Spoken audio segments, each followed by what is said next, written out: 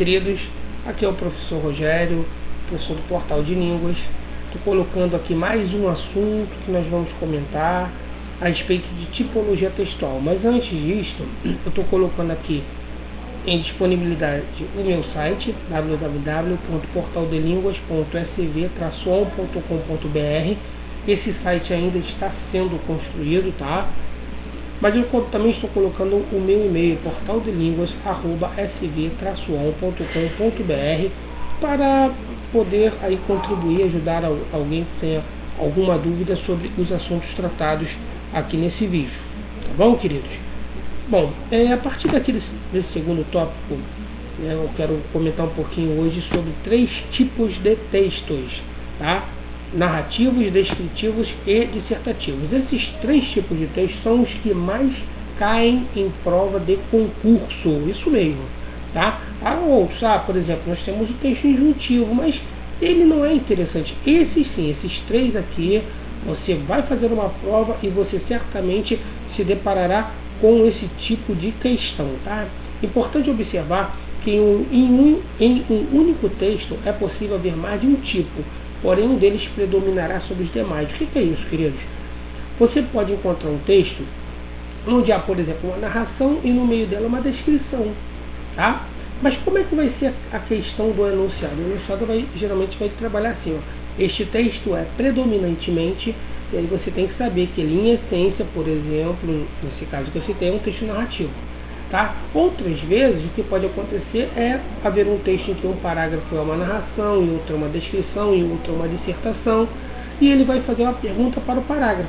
E você vai ter que saber se aquele parágrafo ali ele está produzido como narração, como descrição ou como dissertação. Tranquilo? Então vamos ao primeiro tipo de texto, narração. Narrar é contar uma história, fictícia ou não. Quando uma criança chega da escola e sua mãe pergunta: meu filho, como foi seu dia? O que a criança faz? Conta o que aconteceu com ela durante o dia, narra os fatos que aconteceram com ela. Isto é narrar. Eu quero só que chamar a atenção aqui, porque é narrar uma história fictícia ou não. Por que fictícia ou não?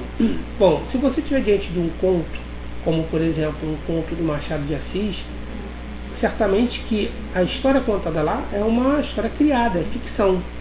Tá? Mas se você, por exemplo, está em mãos, você tem em mãos um relatório jurídico em que há uma parte que é a narração. Esta narração é genuína, porque trata o quê? De assuntos relacionados a algo que de fato aconteceu. Pode ter sido um crime, por exemplo, ou coisa dessa natureza. Tá, ok? No início de uma narrativa, é comum a tentativa de responder aos elementos: quem, onde, como e quando. Esses elementos têm a função de situar o leitor ouvinte em relação ao lugar, tempo e pessoas envolvidas no fato narrado. Essa parte da narrativa é chamada de orientação. O que é isso, queridos? Bom, por exemplo, você tem um conto de fada. Você pega aquele conto de fada, logo no primeiro parágrafo você tem mais ou menos respondido isto. Em um reino muito distante, é um lugar, é um onde. Né? Havia um rei, pronto, é um quem. Tá? Geralmente também há nessa parte aí o quando, que pode dizer assim, há muito tempo. E ainda tem o como, ou seja, vai acontecer uma situação em que eles precisarão saber como lidar com determinada situação, ok? De que modo aquilo aconteceu, é mais ou menos assim, tá? Então essa primeira parte aí é chamada de orientação. A maioria dos seus verbos são de ação, tá? O que é verbo de ação? Escrever, fazer, copiar, tá? Você realiza uma ação, tá? Quais são os elementos que todo texto narrativo deve possuir? O primeiro deles é o enredo. O que é o enredo? Conjunto de ações que compõem o texto narrativo. É a própria história contada. Então, se você pega uma história como uma vela paradaria, o personagem está descendo a escada, cai no chão, começa a babar e tal, as pessoas olham, pensam que ele está doente, outros pensam que ele morreu, outros roubam-lhe o relógio. O que é isso aí? São as ações que estão acontecendo enquanto a história se desenvolve. A isso nós chamamos de enredo. Personagens são as pessoas envolvidas na história, por exemplo, João, Maria, o policial. Tá? Todo texto narrativo precisa ter personagens. Espaço. Espaço é o lugar onde ocorrem os fatos.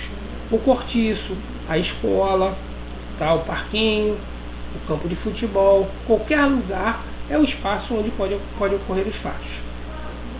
Tempo é o momento do acontecimento. Pode ser hoje, pode ser pela tarde, pode ser ao amanhecer e assim por diante. Tá? A descrição. O que é descrever? Descrever é dar características das pessoas ou lugares. Tá? A descrição acontece de duas maneiras. Ou ela vai ser objetiva, quando for fiel ao original, ou seja, quem descreve a coisa como sendo igualzinha. Quer dizer, vou dar um exemplo. No movimento literário chamado de realismo, o que os escritores realistas procuravam saber? Dar detalhes. Eles procuravam dar detalhes para que o texto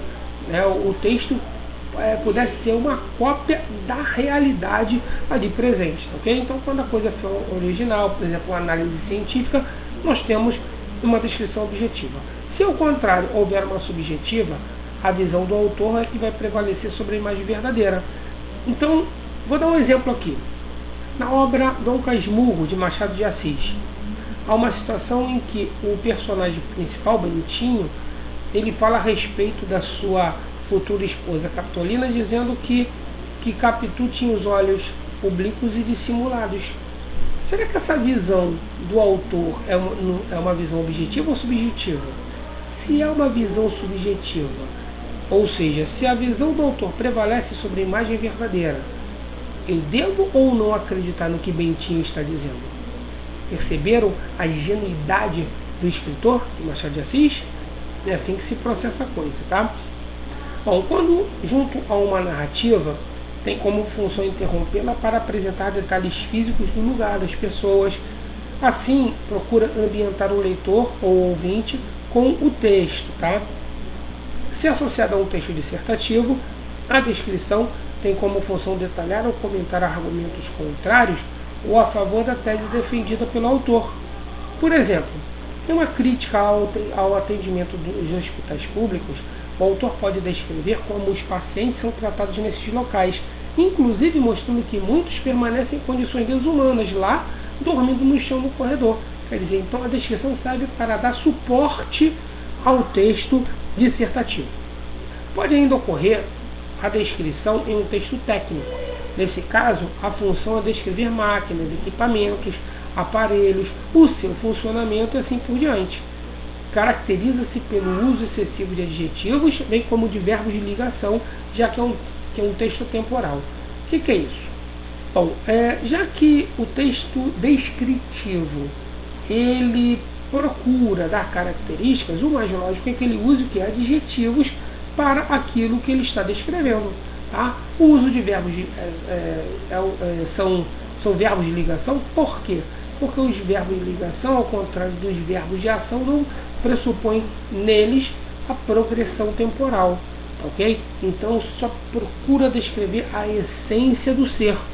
É assim que se processa. Por isso que a predominância em textos descritivos é de verbos de ligação. E a dissertação? A dissertação tem como função discutir, debater, questionar, apresentar os pontos de vista ou teses do autor. É um texto de opinião.